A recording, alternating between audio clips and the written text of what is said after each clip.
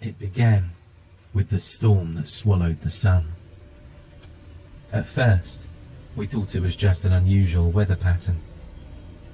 The storm clouds rolled in fast, blanketing the town in an oppressive darkness that turned noon into midnight. The air was heavy, thick with the scent of wet earth and ozone, and every breath felt like dragging water into my lungs. Thunder rumbled low, like a growl from something ancient, waking in its sleep. The rain started as a drizzle, the kind that beads on windows and runs down like tears. But within minutes, it became a deluge. The roads turned into rivers, and the sound of water battering against rooftops was deafening. My little sister, Ellie, pressed her nose to the living room window, her breath fogging the glass. "They'll come," she said softly, her voice barely audible over the storm. I glanced up from my spot on the couch. "What?" Ellie didn't look at me. Her wide, unblinking eyes were locked on the street outside. "When it rains like this, that's when they come." A chill worked its way up my spine, though I tried to laugh it off. "Who's they?" She shrugged, her small frame shivering despite the warmth of the house. "Grandma told me about them before she died." I opened my mouth to dismiss her, as only a big brother can, but the look on her face stopped me. Ellie was always the brave one, but now she looked like a rabbit in a snare.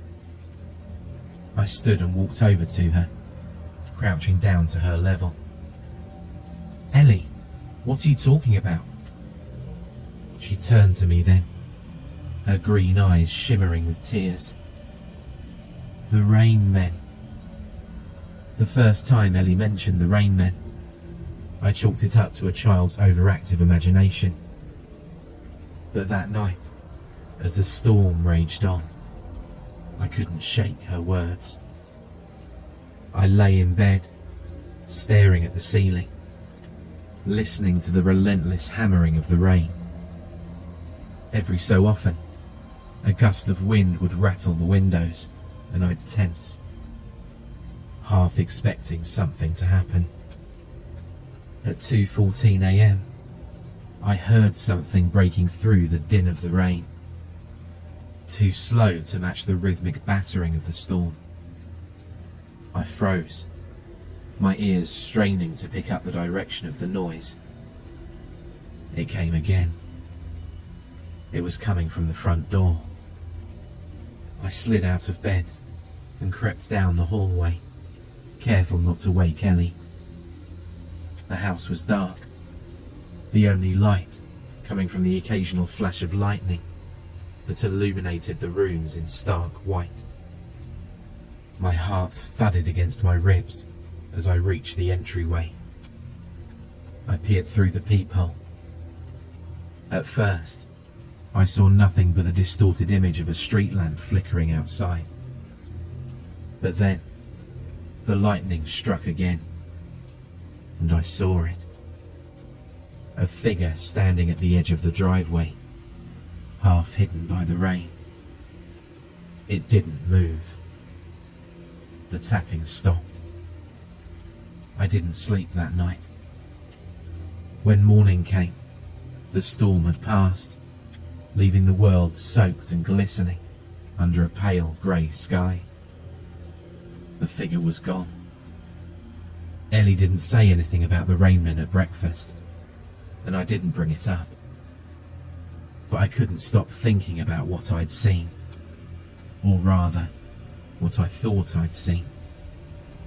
The logical part of my brain told me it was probably just a trick of the light, maybe a tree or a misplaced shadow. But the rest of me wasn't so sure. That afternoon, I decided to do some digging. Grandma had passed away years ago, but my dad kept most of her belongings in the attic, including the dusty old books she used to read to us as kids. If there was any truth to Ellie's story, I figured I might find something there. The attic was a time capsule of my childhood.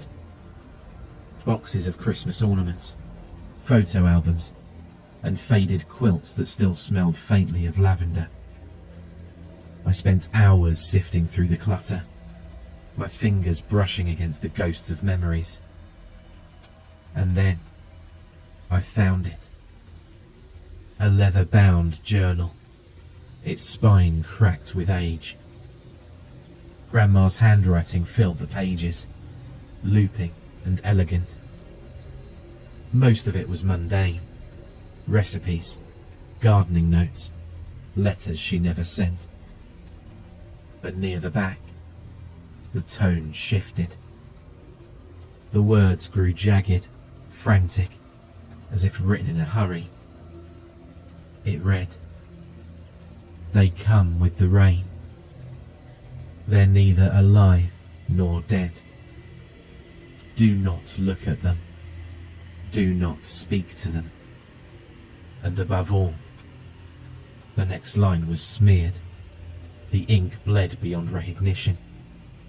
But the final sentence terrified me to my core. "If you hear the tapping, it's already too late." The next storm came 3 days later. Ellie and I were playing cards in the living room when the sky darkened and the first drops of rain began to fall. She looked up sharply, her face pale. "They're coming," she whispered. I tried to reassure her, but my voice faltered. I didn't believe my own words. Instead, I grabbed her hand and pulled her into the hallway, away from the windows. "We'll stay here," I said, trying to sound braver than I felt. "It's safe." The rain intensified, pounding against the house like an angry drumbeat. The lights flickered once, twice, and then went out completely, plunging us into darkness. I fumbled for my phone, turning on the flashlight. "Stay close," I told Ellie, my voice trembling. But all of a sudden, we heard something. Loud, more pronounced. The sound echoed through the house, bouncing off the walls like a sinister melody. Ellie clung to me, her small hand digging into my arm. "Don't open the door," she begged. "Promise me." "I won't," I said, but the words felt hollow. The tapping continued, growing faster and faster still. It wasn't just the front door now. It was the windows, the back door, even the walls. And then, as suddenly as it started, it stopped. The silence was deafening. We stayed in the hallway until dawn. When the sun finally rose, I ventured outside, my legs shaky and my heart pounding. The storm had passed, leaving behind a trail of destruction. Fallen branches, flooded streets, and a strange sour smell that clung to the air. And something else. The front lawn was covered in footprints, dozens of them, maybe hundreds, all leading to the house. They were long and narrow, with toes that ended in sharp, claw-like points. I didn't tell Ellie. Over the next few weeks, the storms became more frequent. Each time, the rain men came, their tapping relentless, and their presence suffocating. I tried to follow Grandma's rules. I didn't look at them. I didn't speak to them. But with every storm, it became harder to ignore them. They were getting bolder. One night, I woke to find Ellie's bed empty. Panic surged through me as I tore through the house, calling her name. I found her in the living room, standing by the window. She was staring outside, her face blank, her eyes wide and glassy. "Ellie!" I shouted, grabbing her shoulders and pulling her away from the glass. "What are you doing?" She blinked, as if waking from a trance. "I heard them. They were calling me." Her words sent a cold wave of terror through me. "You didn't answer them, did you?" She shook her head, but her lips trembled. "No, but I think they're angry." That was the first time I saw one of them up close.